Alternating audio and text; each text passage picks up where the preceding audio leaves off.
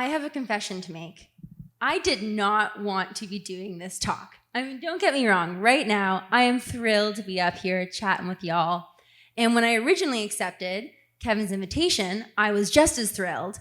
But then I found as the time went on and we got closer and closer to this, and I had to decide what to talk about, I began dreading the talk because I was like, oh my God, Natalie, what did you get yourself into? You don't have any good stories to tell. You can't inspire and uplift others. And then I realized, wait a second, actually, that's the story that you have to tell, because this isn't my first rodeo. I've been down this road before. I've been faced with something that I originally really wanted to do, and then I realized, oh my God, you're not good enough. You can't do it. And so that's what I want to talk about tonight. And as I was thinking about this, I realized when I come to something like this, and it's not just public speaking, but it's also, trying something new, doing a business, something like that, there are two tips that I use. And they are, number one, accept your fears, and number two, embrace imperfection. And so, like I said, you can apply this to so many different things in life. And I encourage you, as I go through the talk, to think about how you can apply it to your life as well. Okay, so tip number one is accept your fears. So a good friend once told me that everything we do in life is motivated by one of two emotions, love or fear. And I'd like to focus on fear. Specifically fear of failure, because that is a huge fear that we have.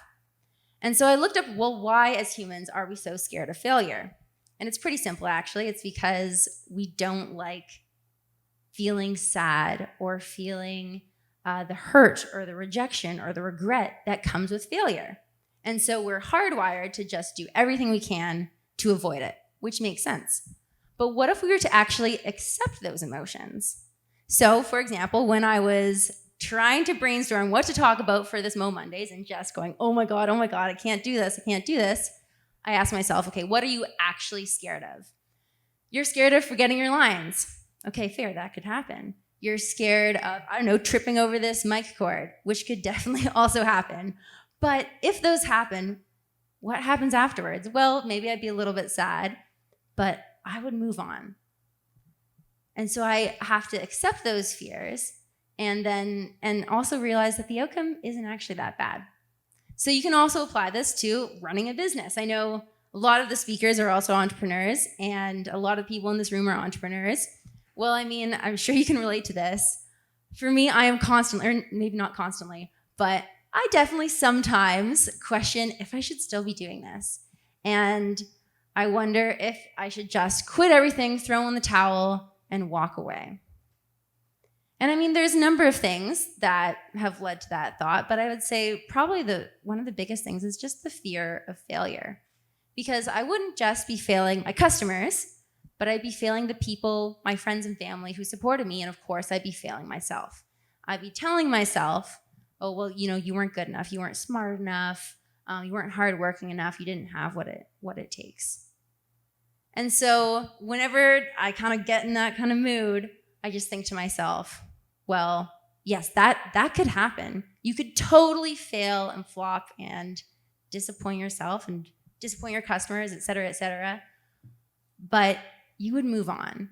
And actually, that's a risk that I'm willing to take because it wouldn't be that bad.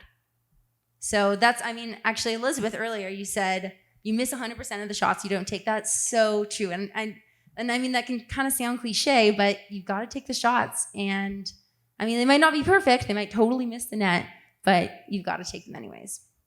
So that actually leads me to my second point, which is embrace imperfection.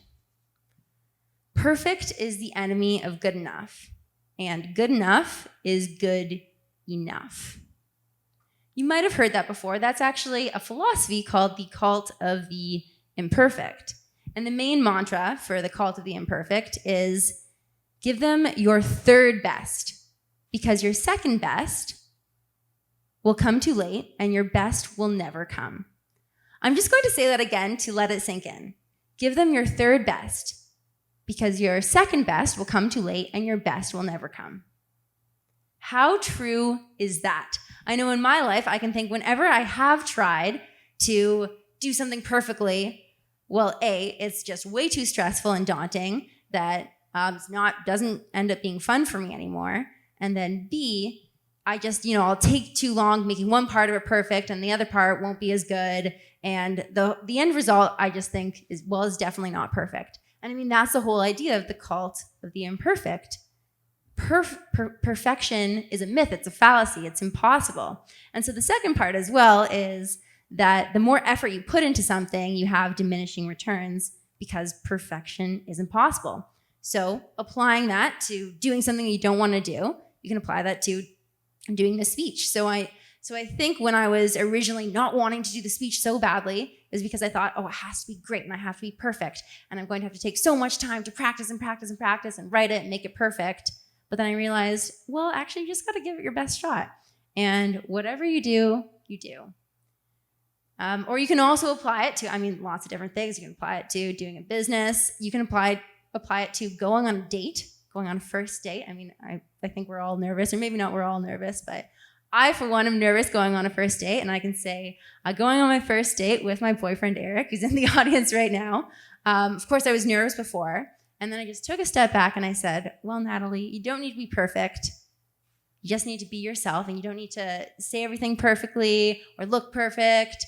Because A, if I did that, I think I would be a wreck of nerves. I was already nervous, but that wouldn't be fun. And then B, I would be so disappointed after the date because I just wouldn't have met my expectations. So in the end, it worked out, and I got the stamp of approval. But the idea is perfection is a myth, and so just embrace the imperfection. So that's it. Those are my 2 tips to just do it and do what you don't want to do. And I can tell you, I did not want to do this for a window of time.